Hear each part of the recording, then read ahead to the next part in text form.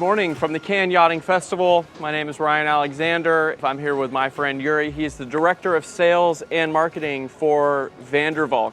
We're standing on Motoryacht HELGA, which is quite a good example of a semi-custom build. And semi-custom means actually that we have an existing platform that we use. For instance, this is a 27.3 meter yacht with a specific beam. It was built several times before this unit. So it has a proven performance, it has a proven stability, less lead time because engineering is existing.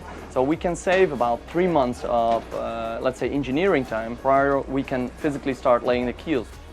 Look forward to showing you every little detail of this beauty. Let's start here on the swim platform here on the stern. So we've got our Williams jet tender. The forward 2/3 of this platform is hydraulic. Originally this model would be a 26 meter, but by adding a platform to this hull, we'll extend the length with about 1.3 meters, making an option for, let's say, a hydraulic high-low platform. So we've got a passerelle over here. Is that something that you also have to custom design for this boat? We always want the passerelle to stick out after the platform a minimum of 2 meters. We have to customize the passerelle as long as there is a platform added basically to the transom of the vessel. And then opposite the passerelle on the port side, we have the shower, hot water connection just in the socket. It's a 2-piece carbon shower, so it's easy to break down and store. Here in the storage lazarette and the engine room, can you take a second and just break down what we find down here? That's the Seakeeper 35, so it basically produces 35 kilonewton of angular momentum to keep this boat stabilized. Other than that, you see two 12-cylinder 12V2000 M96L 1920 horsepower MTU engines in a V-drive position. That makes it possible to have an engine room in the stern section of the vessel, and the accommodation deck is actually uninterrupted forward of the engine room up to the forepeak. We have two 26 kW generators in a custom enclosure. We have a fresh water maker of 1,800 gallons a day on the starboard side, a spot zero system for demineralized water for washdown. Directly above the engine room, we have the aft deck. You mentioned that there's an explanation for why this dinette is the way that it is outside here. The trend is now getting away from formal dining on board, at least here in Europe and in the Mediterranean, is to move away from formal dining inside, because in the end, the client only uses this spot for 2 or 3 times in a whole season. And what we did on this particular vessel is have an alfresco dining in the cockpit or in the aft deck, install infrared heaters above in the ceiling, and also have a full winter fall tent basically that we can close to make this a sort of formal dining as well, but in a semi-alfresco area. Building in aluminum means actually that you have much more freedom in arranging layouts or arrangement. That goes for the interior of the vessel, but it also goes for the flybridge, which basically means that we have one full deck space that we can arrange completely to the wish of this particular owner, which gives obviously more freedom to design anything that is more individualized.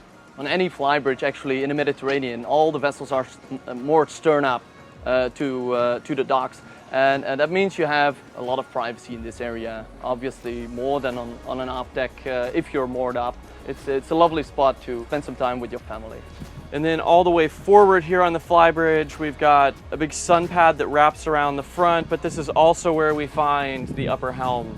This is a size, let's say around 90 foot, that is quite usually also operated by owners themselves, even though this particular vessel has a 3-person crew, captain, a stewardess, and a deckhand.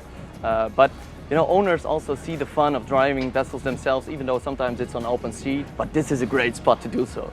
This is a raised pilot house model, and the indoor helm station is raised up a little bit in order to occupy any area on the front main deck in a different way. So the pilot looks over that area and you can occupy that area for different purposes, such as the galley and the crew area in this case. The extra length that you added to the boat was for the tender to have a place to live when it's down on the swim platform, when the boat's moving a little bit more. People like bay hopping and anchoring sometimes in even 3 or 4 spots on the same day, and then it's very easy to, launch a tender within 2 minutes. But if you do longer trips with higher chop or higher waves, it could sometimes be comfortable to carry a tender on a flying bridge for a little bit more safety. So there is a place here with removable trucks to carry the tender as well, plus semi-professional rowing boat and some additional other toys. You want to check out the bow before Yeah. we take a look at the interior? I think so. Then we covered the exterior and sounds good. It's a lovely spot, you know, to spend an evening, have a little drink here. There's a sun pad over there on top of the superstructure as well. It's definitely a great spot. This is actually how you can really see what a raised pilot house is. The helm station and the windscreen is raised, let's say, it's semi-raised basically. It's not a full tri-deck, but it's a 2.5 deck. Let's leave here and make our way into the salon.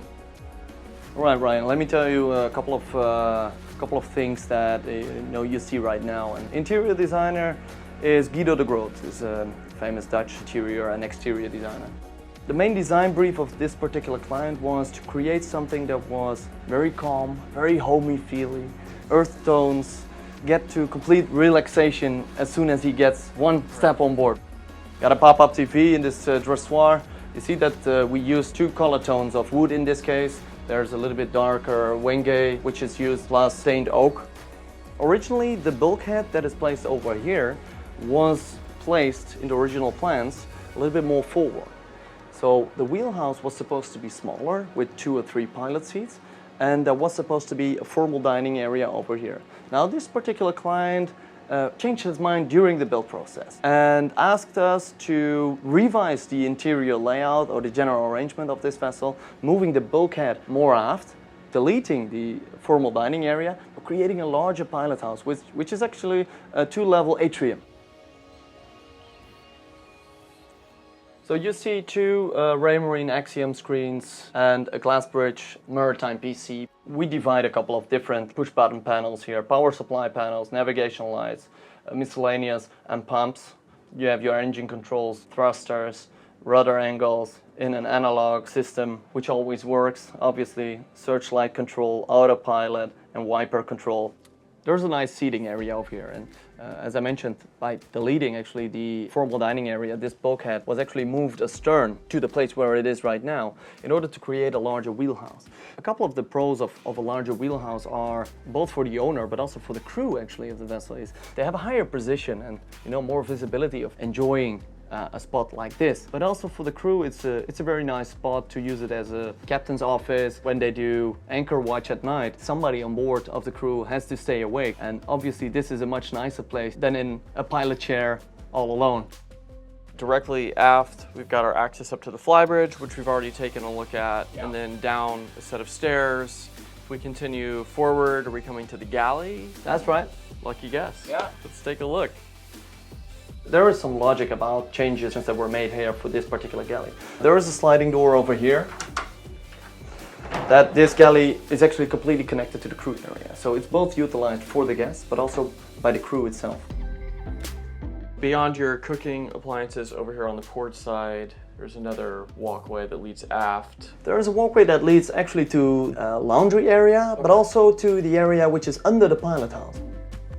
We're wrapping up in the galley, passing the day head. This is on the starboard side, main deck foyer, and we're going to check out the guest accommodations, which are down at the bottom of the boat. So the forwardmost accommodation here on the lower level, is this the VI? Quite a nice and spacious cabin. See that the design is taken through over the whole boat. Nice and sweet bathroom. The ability to close that in is great. Oh, yeah. I don't know if I've actually ever seen that on a kind of VIP. Not much, on probably. The size range.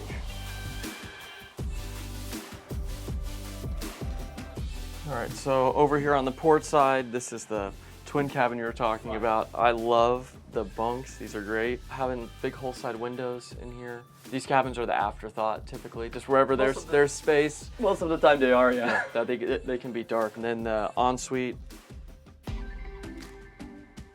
Across the hall, over on the starboard side, this is a twin layout with side-by-side berths. We like things in a simple way most of the times. So do our clients. So the beds can move together manually. They always work. They always operate when it's necessary.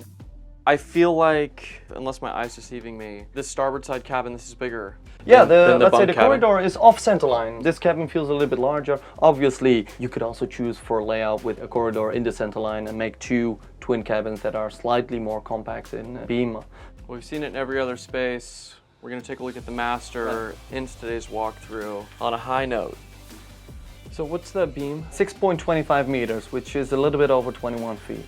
So you've got a full beam master here. On the other side of this bulkhead is the engine room. The engine room is not surrounded by the accommodation. You know, it's not in the middle. If an engine room was in the middle of the vessel, it's surrounded by guest space. Basically twice the size of any of the other accommodations, so it makes sense that you would have twice the windows, port and Obviously. starboard. Those open up. Traditional ship elements are stainless steel portholes. Air conditioning circulates most of the time, but having fresh air on board is lovely.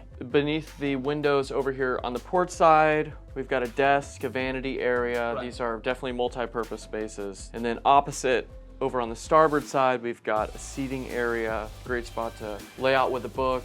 Leave the worries behind too. After the seating area on the starboard side is the entrance into full-size walk-in closet. Again, all the details of the woodwork are symmetrical in every space. Over on the opposite side, aft of the desk, is the entrance into the ensuite. So Yuri, thank you for your time. Pleasure, Ryan. You'd be lucky to have this guy's hands and brain power going into your project. If you're interested in a van der Valk, you should reach out to us. We'd love to connect you with Yuri and the team over there. Again, thanks for your time. It's been so awesome getting to check out Motoryacht HELGA with you. Pleasure, Ryan. Always a pleasure. Yeah, thanks.